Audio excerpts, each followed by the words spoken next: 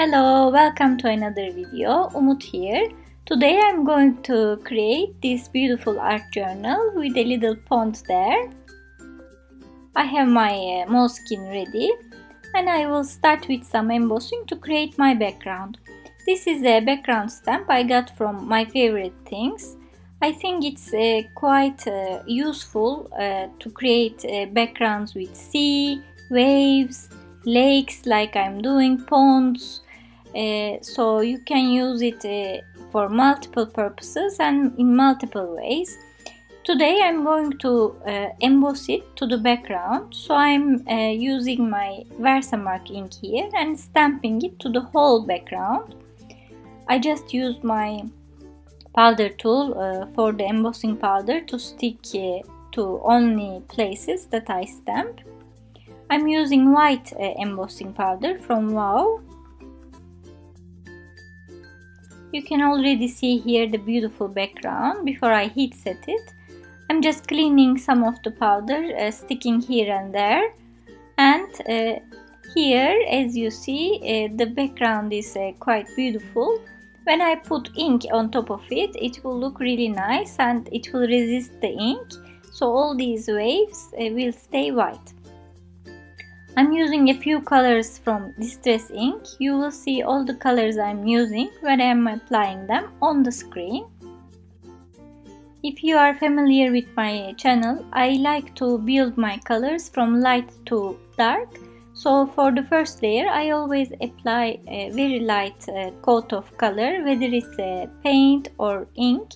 It always gives me the safety of going back if I want to, because I don't go and splash a very dark color on my projects at first. I build my colors slowly, which, as I said, gives me a freedom to go back if I want to. For this project, I'm going with a sort of greenish, turquoise tones of green, and I really love how it looks from now. And as you see, all this background that I embossed is resisting all the ink, so it's staying white, creating a nice wavy background. You will see that I am going back and forth with my colors, and I removed the sponge from the tool that I am applying to apply in the middle of the notebook, because it's hard to reach there. And finally, I added one tone of more bluish color, which is Mermaid Lagoon, to give it a little bit variance and more interest. You can clean the ink on the embossed areas with a dry paper towel, and they will be totally white. And as you see, I really like how it looks. Since this is a pond, I can give some more effect with water. So I'm splashing literally some water with my hand. And Distress ink moves with water. So these areas, as you see, had a natural texture from the water that I splashed on them.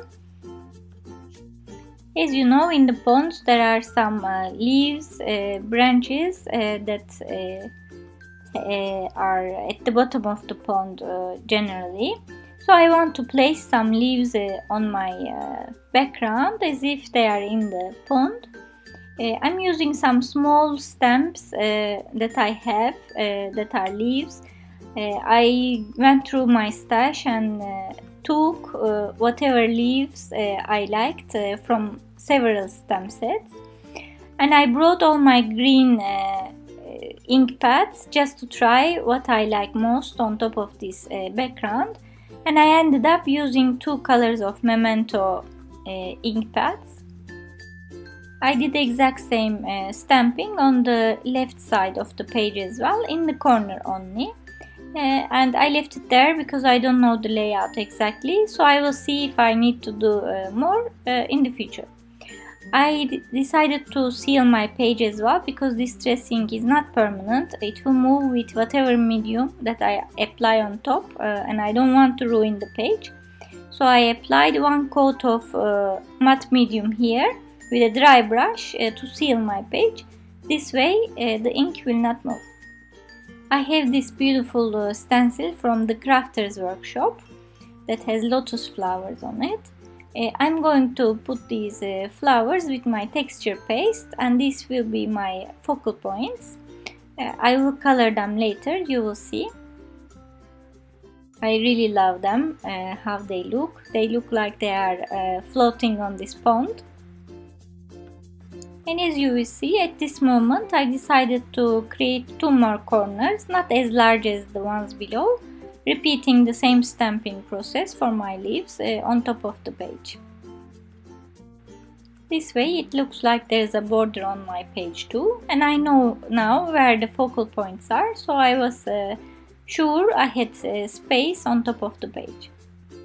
While I left it to dry, I decided to add some leaves on the pond, because there are always flowers and leaves that lie flat on the pond. I'm using some circular elements that I have just to create proper circles on this mixed media card. I just cut these circles, and I'm giving a little bit gap. If you look at the pond, these kind of leaves have some openings on them, and I'm going to color them with distress inks. I'm using Mauve Lawn and Pine Needles as 2 colors, and I'm quite happy with the uneven color that I see on the leaves. It only makes it look more natural. I also want to put some lines on these leaves. I have a particular picture in my head, I don't know why, that these leaves have some visible lines. So I'm using my Faber-Castell pen with a ruler, so they look decent. And here was the look that I was going for. And I sealed them as well with matte medium. Now I'm going to color my lotus flowers. I'm using my Faber-Castell Gelatos, and the first color I'm going for is Guava. I simply apply the color a little bit on the texture paste that is dry now, and then I will move it with my hand, blending it. I will leave the tips a little bit white. That's the kind of color that I'm aiming for. And then I will give some shading in the center of it a little bit with my Faber-Castell big brush pen. I really love how the colors go together and contrast each other in a very nice way. Now it's time to stick my leaves. Again, I'm sticking them with matte medium. Since I covered the page with matte medium and my leaves, I can easily stick them without having the fear of I will smudge everything. The pink in the middle of the flowers didn't seem so dark to me. I wanted a little bit darker color, so I'm going with a darker shade of my Faber-Castell pen. Again, you see all the colors on the screen.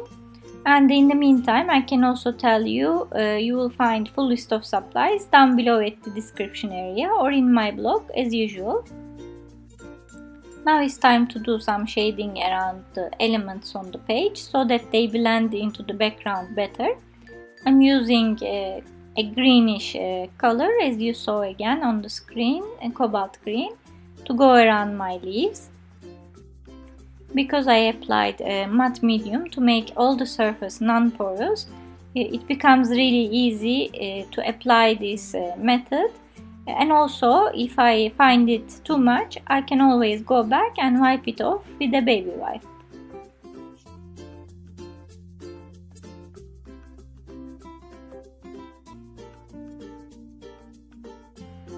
Now I will embellish my leaves with flowers.